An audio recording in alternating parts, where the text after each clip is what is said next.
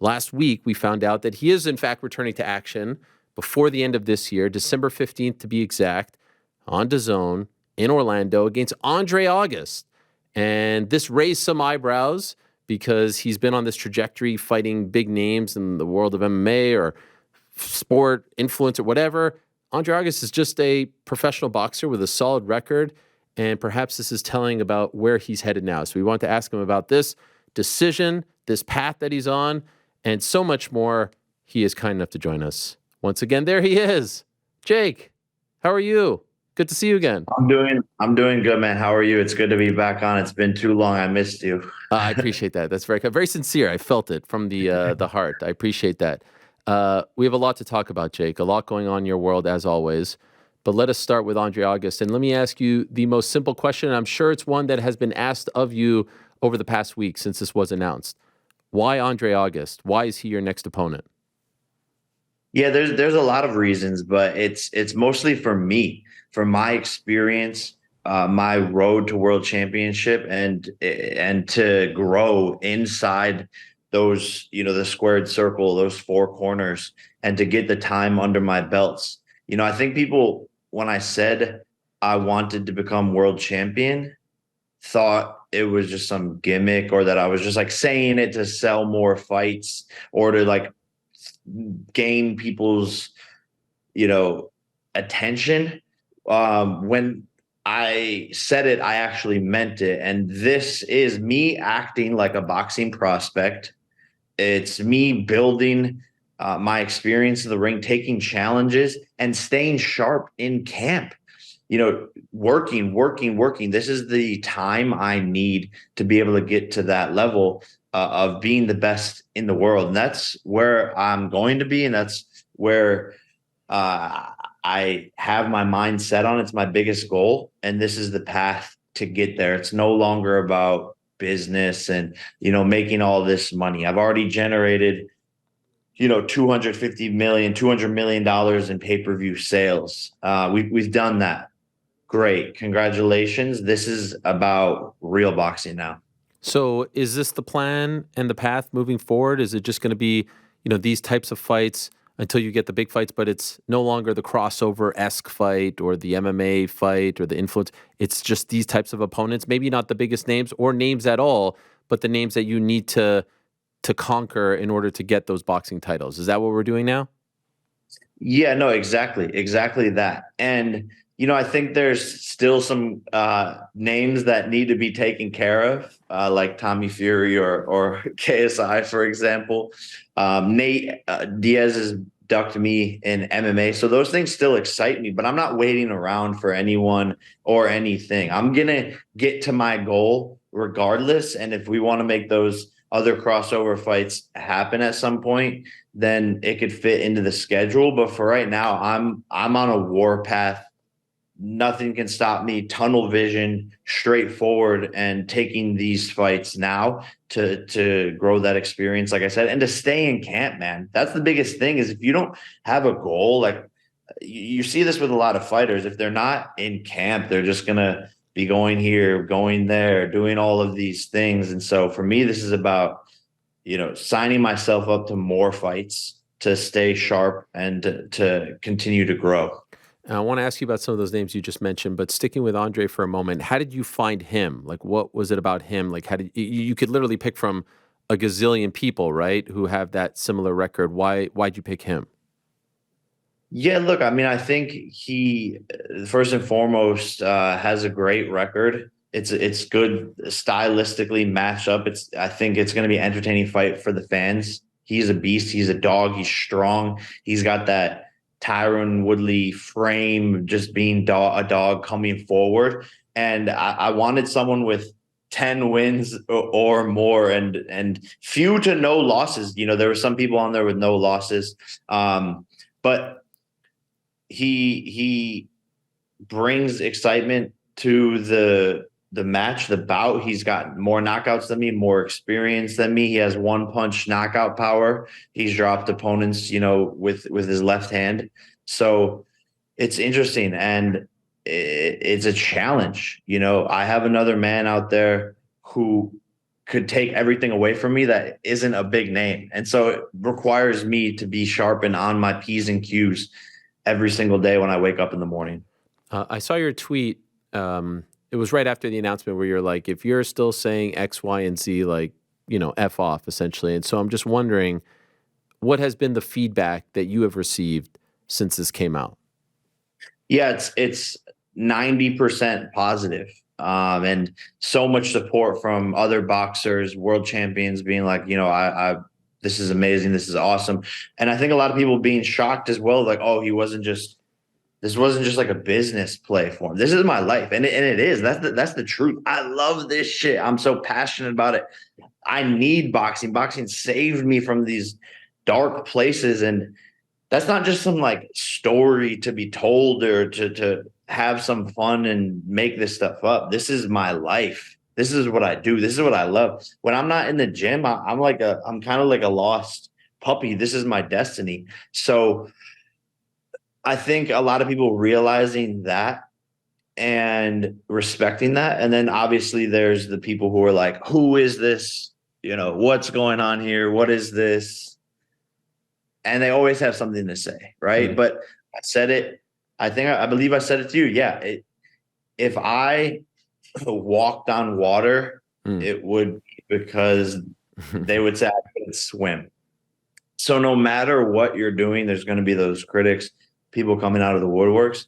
But that's a part of this, and I'm doing this for me and what my goal is, and that's what matters. But it is funny because they're like, fight a pro boxer. Oh yeah, we'll face a real boxer. Fight a pro boxer. Boom, boom, boom, boom, boom, boom, boom. And then I do it, and then those same people are still like coming up with something to get mad about.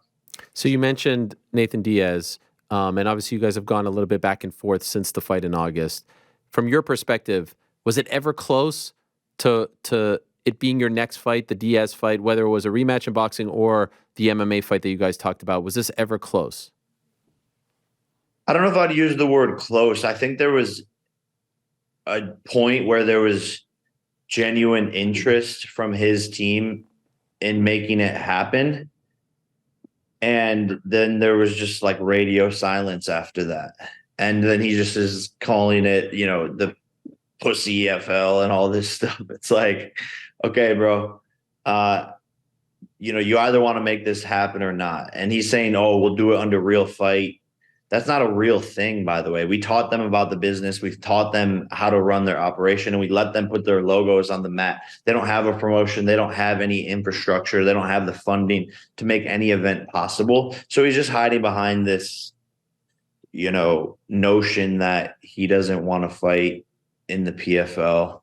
But look, man, I think eventually he's going to need or want the money. So I'm not writing it off, but like I said, we are fully ready to make it happen, and he just has gone silent.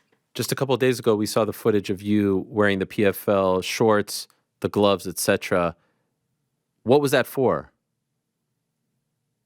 Man, just to make sure that my headshots and we have some videos ready in case an opponent comes out of nowhere and we want to make an MMA fight happen quickly. I think that's the biggest thing with me going over to MMA, that just the opponent has to make a ton of sense. It has to be a big name, but at the same time, it has to be a fight where I think it's 50-50.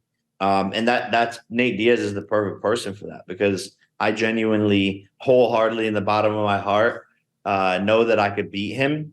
But I'd also know it's going to be a challenge and that I'd have to really, really, really work for it.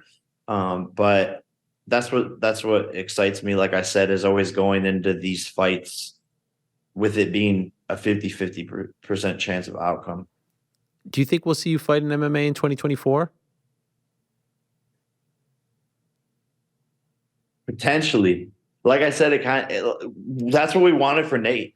We said late 2024 and tried to move the deal forward to no avail. So that's what we were circling. But right now, there's just a lack of an opponent that makes sense. How many times do you think we see you fight, period, in 2024? And obviously, if it's not MMA, it's boxing. How How many fights do you want to have next year? For sure, 2 to 3. Oh, wow. And staying on that cadence. Like I said, just staying sharp and growing. I have to be in the gym 24/7 to reach my goal of being the best in the world. And I'm on just this tunnel vision warpath to get there, and excited to show people that, and I'm gonna, it's like 50 Cent, get rich or die trying. I'm gonna become a world champion or die trying. So it's kind of, all units forward and just working towards that goal. And I love that and I respect that. And I hope you are not offended by me saying this. There is one fight that I want to see you in more so than any other fight out there. And I think I speak for most people when I say this. It's you versus KSI. There's no bigger fight out there in your world and in the worlds that you guys touch. That's Wembley Stadium, 100,000 people. Any stadium in England, 100. Like, it's gigantic. You were there in Manchester last month. Do you feel like we are closer to making this happen, or do you think that we are further away? Is it possible that this is one of the fights in 2024 for you? It could be. Again, like, all of this has always depended on KSI and him actually wanting to do this, and he just hasn't wanted to. And I think actually the loss and how badly it hurt his ego, and him kicking screens and pouting and not being able to believe it, appealing, all of these things kind of just shows maybe that if he's this salty about that loss, if he would lose to me, it would be like the end of his whole entire world. And I just don't think he's ready for that mental burden and willing to risk everything to fight me, and maybe just ride off into the sunset with, Prime and what they're doing there. So I just don't think he's going to come back to the boxing ring. And obviously I'm focused and locked in and only getting better. So, he's playing FIFA and video games and, doing reaction challenge videos or whatever he does, while I'm sparring world champions, gonna help Richard Rivera get ready for Dimitri Bivol here in a little bit. Kudos to both of those guys. I'm excited for that fight, but that's the type of things I'm focused on, is being in the gym with the best people in the world. Do you agree with me, though, that is the biggest fight for you right now? I don't think so, man. I think, with my brother on the card and Dylan Dennis, who sold the fight well, and Tommy Fury and KSI, they still didn't do more pay-per-views than just me and Tommy alone. Oh, so no. I now, think this is going to lead to like 45 tweets from both sides now over the next day. There's not, oh my God, the tweets about the pay-per-views between both sides. It's like, we just want to see you guys fight. That's it. That's the main thing. You agree, though, that maybe not the biggest, but it is certainly one of the bigger ones, right? for sure. It's Definitely. so great. There's like 5 years of history there, or maybe even more, right? I mean, it's just, this is everything that, this is the fight in this world, and the rivalry is But that's the thing. So that's the thing, though, is in this world. right. And so what the Prime card failed to do was expand to like the real sports fans. Okay. And that's something that Nikisa and I have masterminded and grown our audience outside of just this like internet culture. And that's something that people don't understand, right? Like Netflix docs, Sports Illustrated cover, Forbes athlete, all of these things have grown my audience into a completely different world. And Tommy piggybacks off of Tyson Fury to also get into that traditional boxing, traditional sports world. And so people think these influencers like sell a lot of pay-per-views or do big numbers because they have engagement, but it's just not the case. Because also their audience is digitally savvy and native to all of these illegal streaming platforms. And so they're just going to like these 14-year-olds are like watching fights on Discord. Whereas the audience that I've generated by all the work I've done and working with MMA fighters, Amanda Serrano, PFL, legitimizing myself in that world is I've gotten this audience of, 30 to 35-year-old sports male fans that they're not going to go pirate it. They'll just pay the pay-per-view because they have money. Hmm. So it just, there's a different strategy. And that's why I always say, like, we're playing chess and these other people are playing checkers. It's not even comparable to mention us in the same sentence oftentimes. But yeah, I would still love to fight him in terms of just personal vendetta. Last thing on him, true or false, you do fight him before your career is over. I'm ready. I'm ready. We could do it tomorrow. I've said to him, you could be the A side. We could do it on your home turf. Okay. 185 pounds. What's the excuse? Where is the negotiation getting stalled at? Oh, it's that you want to suck me down to 180 pounds and have a rehydration clause. I couldn't even make that weight, let alone not be able to rehydrate. You're the ace on your home turf, 185 pounds, 50-50 split. Let's go. What's the holdup? Sounds perfect to me. I love this. I'm ready. And I just have to say, I love the new Celsius. Oh, they look fantastic. Tons of new flavors. Celsius Essentials, Fantasy Vibe. Shout out. By the way, Andre August fight. What weight? We're fighting at cruiserweight. Okay, and 8 rounds. Yes. Okay. Is this the end? You talk about the path that you're on now. Do you think this is the end of your feud, for lack of a better word, with MMA? If it's not the Nate thing, like, do you think you are done with that? It's been, about 2 years, right? Yeah, I mean, I don't really have a feud with MMA. Like, I guess there's like bickering and shit talk with fighters and such. And what people don't really realize is that all of that was strategic, but also to grow a bigger voice to help all of combat sports and to still, work on this fighters union behind the scenes, which is still underway with Anderson Silva. Like, I love MMA. I love MMA fighters. I love the sport. I think people think I even hate the UFC, which isn't true. I think what they've done for the sport is great, and they changed the sport forever and made it massive. But I just want them to pay fighters more. And that's really been the narrative that's been lost. I'm, at the PFL now, wanting to do an MMA fight, growing the organization with the amazing partners there. Big news coming. More big news coming. Stay tuned. Oh. But yeah, man, I love MMA and I love all of combat sports and just wanted to make big fights with some of the big names from those promotions. And that just required me to put an entertainment hat on and just talk shit to people. What, if anything, can you tell us about this union effort with Anderson Silva? I'm happy to hear that it's still alive and well. Where do things stand?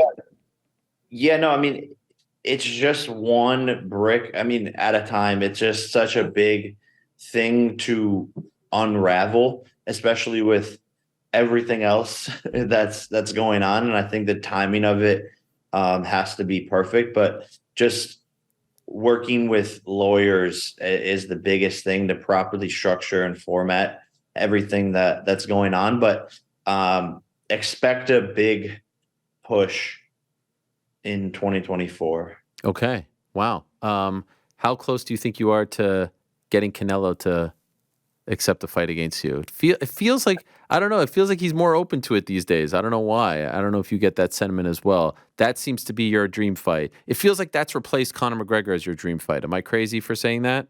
Yeah, for sure. It definitely has. And I think the path that I'm on now tees me up in the future to fight Canelo. It's even just showing, him that I could go 10 or 12 rounds with you, and I've done that with real legitimate pro boxers and beat them. And so when I beat these guys in the year or two to come and continue to raise the level of opposition, I think me versus Canelo becomes a really interesting fight and something that, a lot of people would be like, oh, Jake's gonna get destroyed. But then there's that fun thing in your mind. The same thing with Francis Ngannou and Tyson Fury, where it's like, yeah, but he's the bigger guy who has punching power. So it becomes this really fun, interesting fight that I think is historical. And Canelo has shown and said in interviews his expressed interest in it. So I think we're closer than we think. And it's just bizarre to even be saying that now, when like 3 years or 2 years ago, I'm saying that. I believed it from day one, but everyone else was like, who the fuck is this kid? Like, shut this kid up. And then now it's like pretty real. Do you believe your brother is really retired from boxing? I don't believe that. No. You think he fights next year? I don't know when he'll fight, but he's just got so much fight in him, and he's, going into his athletic prime. So I think he's gonna fight again for sure. Do you wish that podcast after your fight against Nate never aired? Yeah, I told him not to. Yeah, put he it said out. that to us on the show that you said that. Was the aftermath uncomfortable? Yeah, like I just don't like people seeing us argue or whatever, or like go back and forth. I think that stuff happens in families and happens especially between brothers who are in the same industry, who are 2 years apart, 2 to 3 years apart. So that's normal, but it just didn't need to be like handled publicly. But hey, you know what? At the end of the day, we're humans. We've made so many mistakes, and navigating this world isn't easy, and we're just doing the best we can. And um, at the end of the day, just figuring out as we go. And I don't think there's anything wrong with that. Last thing, and I'd be remiss if I don't ask you this question because you said the word and it kind of like put a light off in my head. There was a report in the Wall Street Journal about Netflix potentially getting into the boxing world, and you were tied to it. Is there anything at all that you can say about this report? Damn, that's crazy. I didn't see that. You didn't see that story? No. All right. It's a reputable outlet, but so I thought that there could be something to it, but I could understand if you can't say anything about it. You said Netflix before when you were talking about the doc, and I was like, shit, I should probably ask him about this, but I get by your demeanor if you are unable to speak about it. How do you win on December 15th? Sharp, focusing on me, and my skill set in there, and just making no mistakes, leaving no holes. And that's really what we've worked on in the gym, is getting rid of any little bad habit, any little hole in my game, and just being sharp every single moment of the fight, and just going out there and having fun. That's what I'm learning is the secret ingredient to this, is just having fun and having more fun than ever with it. Do you need to stop him to prove that you are above these guys? Like, is that important? Or if you win 8 rounds to none, it's all good? Just a win. Yeah. A win, and getting the experience. And that's the biggest thing, like I said, and I'll be happy with a win regardless. All right. Looking forward to it. Good luck in training, Jake. Thank you for the time as always. I'll see you in Orlando.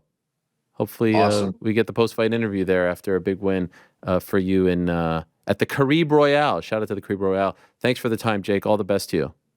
Thank you so much, bro. See you in Orlando. Cheers. Drink Celsius. Yes. Cheers. Cheers to you. I wish I had a Celsius right now because my mouth is a little bit parched, if I'm being honest. Thank you to Jake for the time. Thanks for watching. We appreciate it very much. Hey, if you like this video, give us the old thumbs up. Subscribe as well. You could get many more of these videos on the channel, so please do that. We would love you forever if you did so.